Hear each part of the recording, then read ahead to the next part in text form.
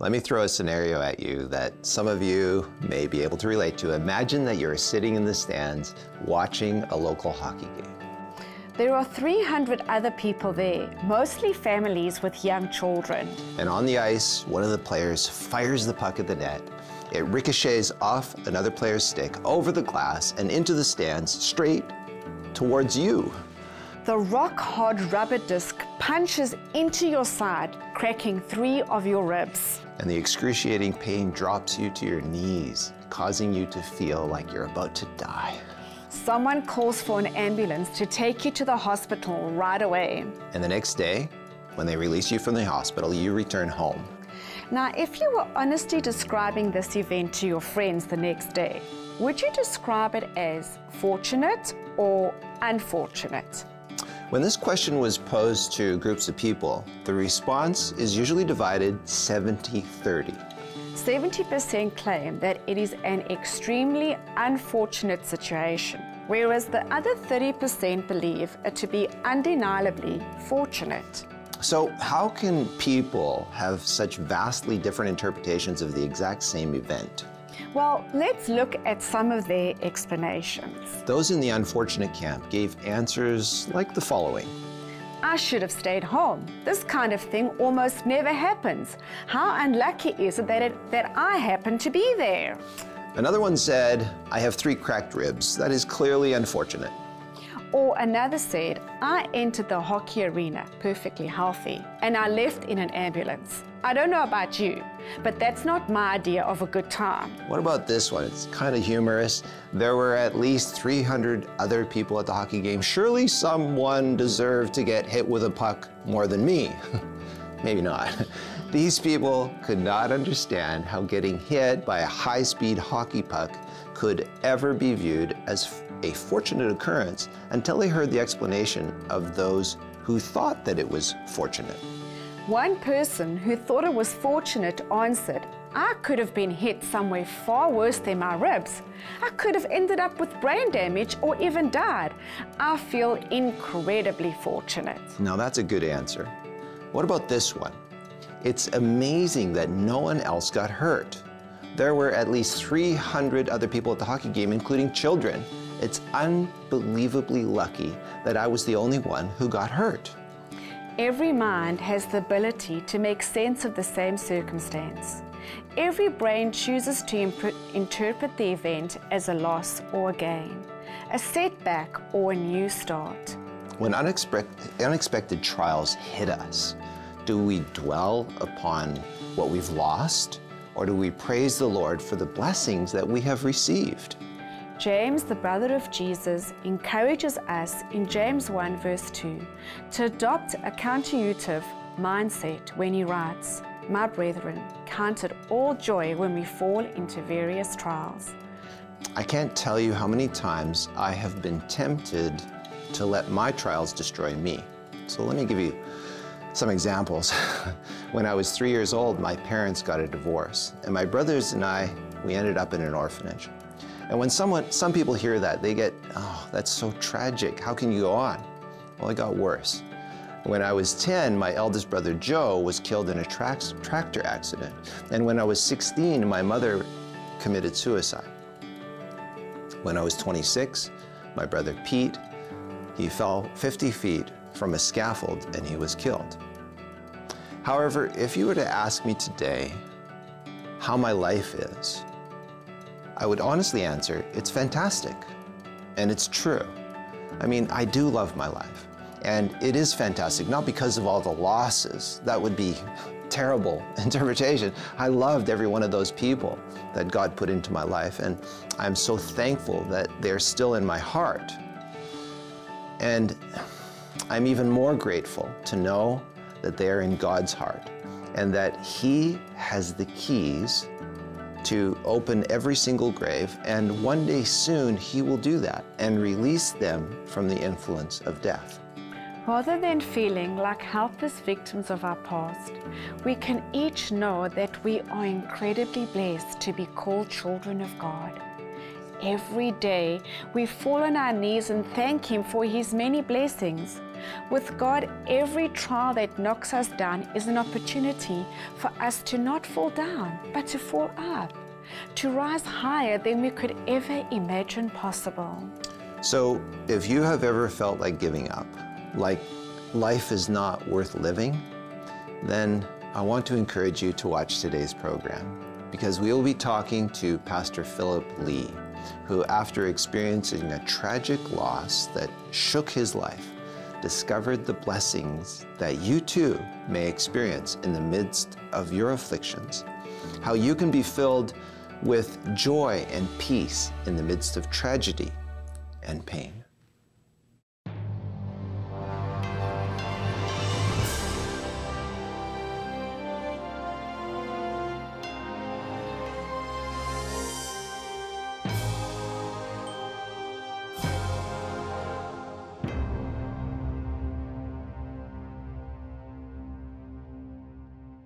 Thank you for choosing to join us on It Is Written Canada.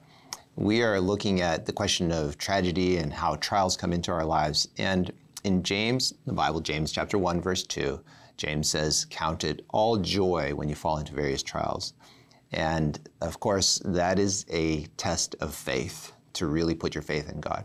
And we have with us today Pastor Phillip Lee from the College Park Seventh-day Adventist Church here in Oshawa. And he is a man of faith. And so we're going to listen to his story. He has a story of how God had led him in the past and how he went through a shocking experience. So thank you for joining us, Pastor Phillip.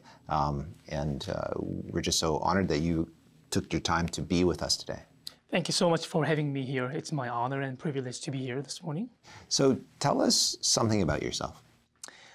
Well, all I can say, I'm a blessed man. God has been so good to me, and I'm married to a beautiful wife, Emily, and I have 2 children, Enoch and Chloe, and I thank the Lord for His blessings. They are blessings. So, Pastor Phillip, you have been in the ministry now for quite a while, and I'm sure you do believe in miracles, but I'm going to ask you anyway. Do you believe in miracles?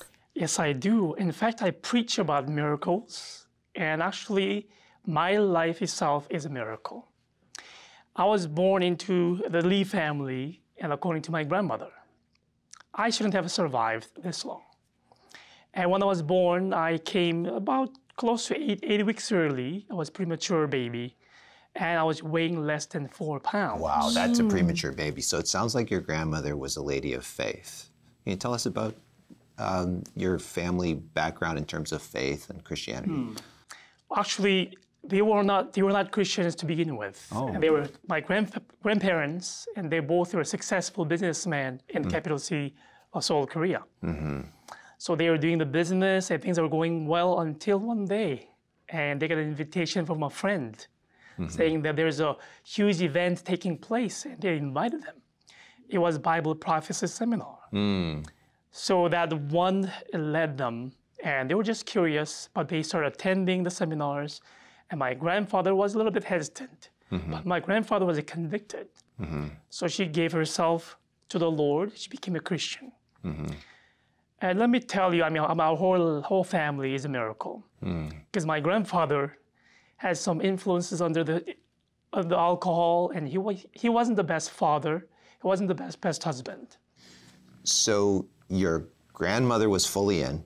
She learned from the Bible. She gave her heart to the Lord, but your grandfather wasn't. Yeah, first time she was introduced to the Bible prophecy and the Bible, and it was night and day. She became a faithful Christian since that time, but it was a different story from my grandfather. Yes. And he was an alcoholic. He wasn't the best father figure, in a way. It took him a while, but gradually and thankfully, he became a Christian as well. Let me tell you, Bible is powerful. It is. I think he should have died a long time ago because of the Bible. He made some change in his life. He only passed away last year. He was at the age of 104. Whoa. I thank the Lord for that. Wow, praise the Lord. So your grandparents were a very strong example for you and your parents as well. So did you continuously follow their example and become a strong Christian as well? I thought so. I mean, I was born into this faith community, and church life was normal, and I grew up having a family worship at home, reading the Bible, even reading scriptures and prayer and witnessing and sharing about Christ. I thought I was a pretty strong Christian until I came to Canada. I was 17 when I first came to Canada, and I didn't know much about the language until my experience in British Columbia. So you went to school in British Columbia? Yes, I did. And what happened there? It was a beautiful school. It's situated in British Columbia, a beautiful boarding Christian school. One day I got a call. One day I got a call from my uncle who was living in Vancouver. He says, can I come and visit you? I thought it was very strange because he doesn't really normally visit, not during that time. He said, I gotta come and talk to you face to face.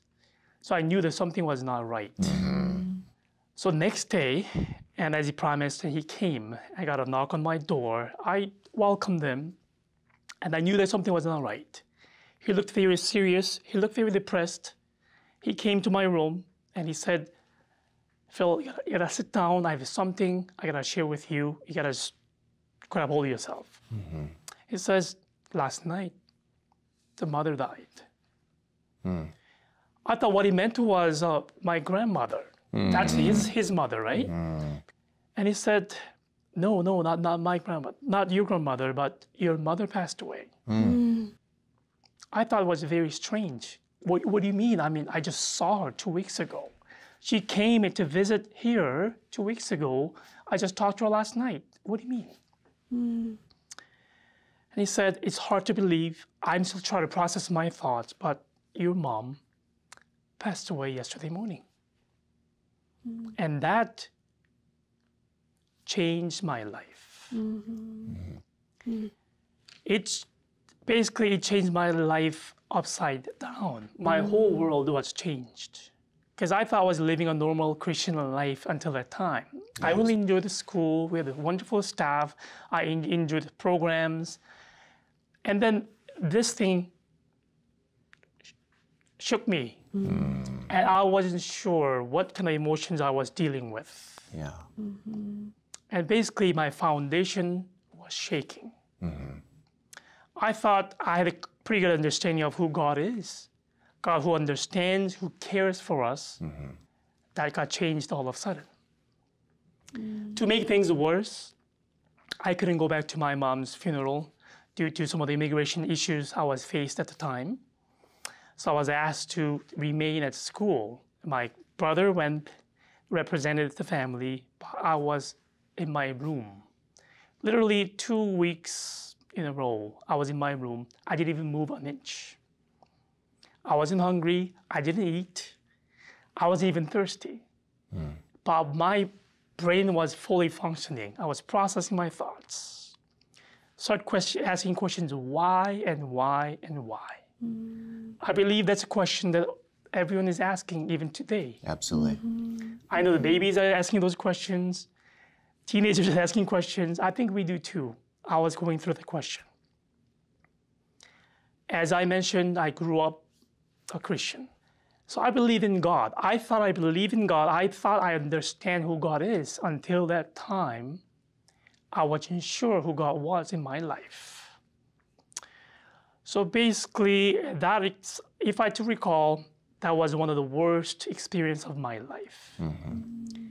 When I think of it, I still remember all the emotions I was going through in my mind. I wasn't sure why. For 2 weeks of my time there, I wasn't sure whether I'm dreaming, whether I'm in real life, because I will have oftentimes nightmares. Sometimes I'll wake up in my dream too. I was meeting my mom. When I wake up, thinking and knowing that my mom is no longer there, it just drove me crazy. I guess I was really depressed. So the 2 weeks was extended. 2 weeks of intense emotional turmoil I was going through, and it became next 2 years was worst time of my life. So thinking about it day and night for weeks, I came to basically 2 conclusions in my life. I said, number one, maybe God does not exist. If God that my dad talked about, he preached about, there is no way that this will be allowed into someone's life.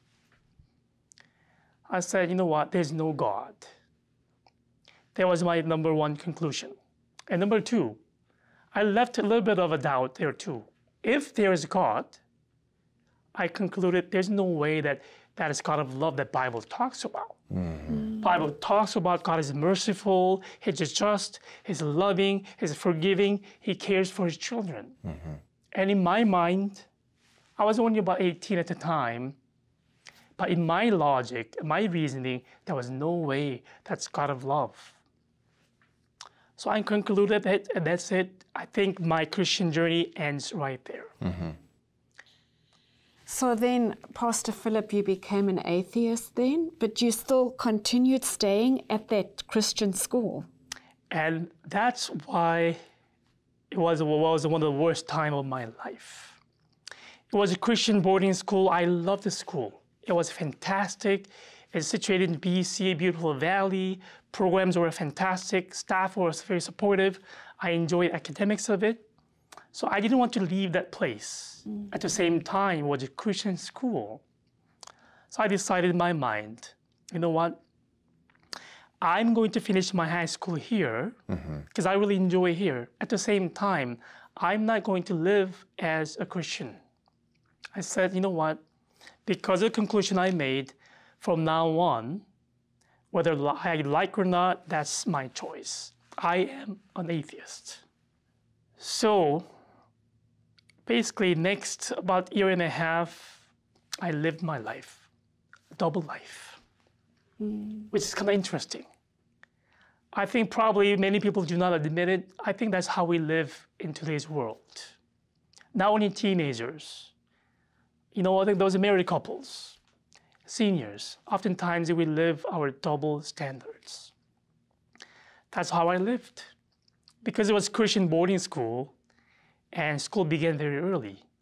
I believe 6 o'clock was our morning worship service. I had to be there. Actually, to make things worse, I was assistant dean, student dean. That means waking kids up, get them ready for worship. Oftentimes that involves leading the worship, preaching, and singing, and prayers. So you're living this double standard, as you know in your heart, in your mind. I'm preaching to others, I'm encouraging them to pray, but I don't believe in God. How'd you get through that? I didn't do well. Because there's two schools of thought I was dealing with. One was leading this way, the other one was leading this way. The further I went on both journeys, I realized it was pulling me apart. Because I appeared to be a very good Christian. According to the staff and teachers, they said, you know, he is a perfect example of being a good Christian. Because I was up in the front leading the children to Christ, whereas I didn't really believe in him. I stopped praying. I stopped reading the Word of God. I appeared to be a very good Christian. However, I had my mask on. In real life, in my room, I was dealing with all the doubt. I was reminding myself, I'm no longer a Christian. I don't believe in God, so I'm going to live my life. That must have been so stressful, living that double life. Must have caused a lot of stress for you. And I mean, I'm looking at you now, and you're a pastor. How did you do that? How did you become, because obviously you're not an atheist anymore. Thank God I am not. First of all, I thank the Lord for bringing me back. And there was some actually point in my life, actually I wanted to quit my life, end my life. You're talking about suicide? Yes. After 2 weeks of that turmoil in my mind and entered into early stage of depression in my life. So for about a year and a half, I was depressed in such a way that I could not really know whether I'm depressed or not. But I was depressed. And living a double life, gave me a great deal of stress. I was not sleeping well, and I was not eating well. At the same time, I have to meet certain standards. So I tried to do my best. At the same time, my body was failing. I got sick often, especially in my mind. Became very sick. One day I was lying down, trying to fall asleep. I was struggling. When you try to sleep, but when you cannot, you just struggle in your mind. Your mind is just going and going and going, yeah. So it came to a thought saying that, you know what, there's no point of living like this. So what can I do? I don't have much of hope. Maybe last hope that I have is ending my own life from this misery and depression and these suicidal thoughts. So next few days, secretly, I was looking for ways to end my life. I mentioned that school was situated in beautiful BC. The school is overlooking the Fraser Valley. It's built on a cliff. So I thought about maybe jumping off a cliff. Maybe that will be end my life. That will be too tragic. I thought about maybe it's too painful. Did you talk to anyone about this?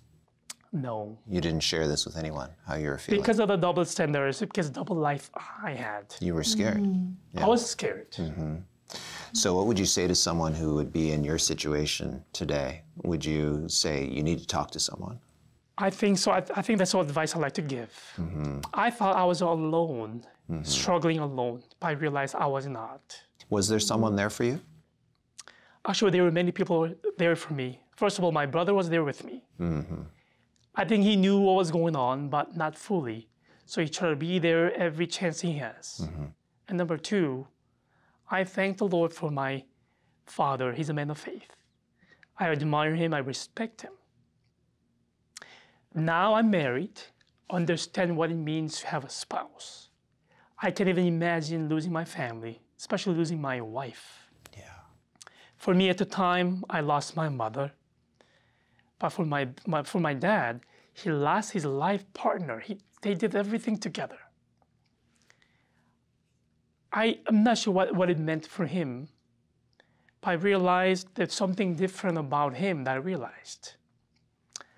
My faith was so weak. When I look back, I realized I didn't have a good foundation. I had the knowledge. I read the Bible. I went to worship services. I went to Christmas, and I even talked to others about Christ. However, I didn't have a good foundation. But when I looked at my dad, I saw something that I didn't have, but he had. That was faith that was so real.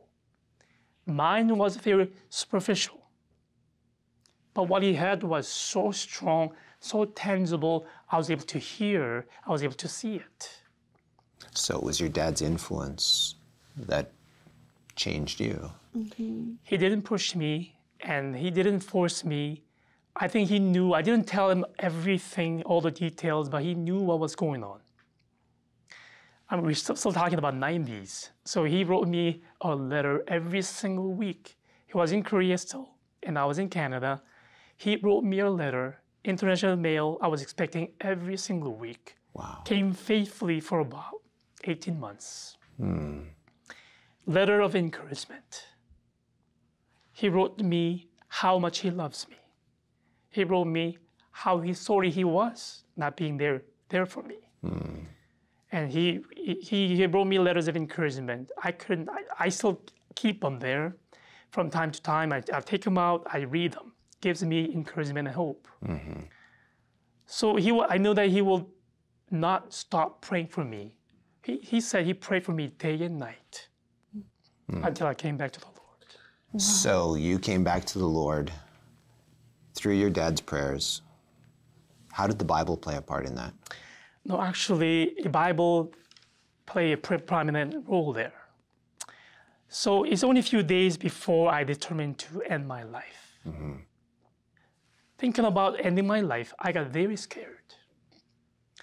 I started processing all my thoughts once again.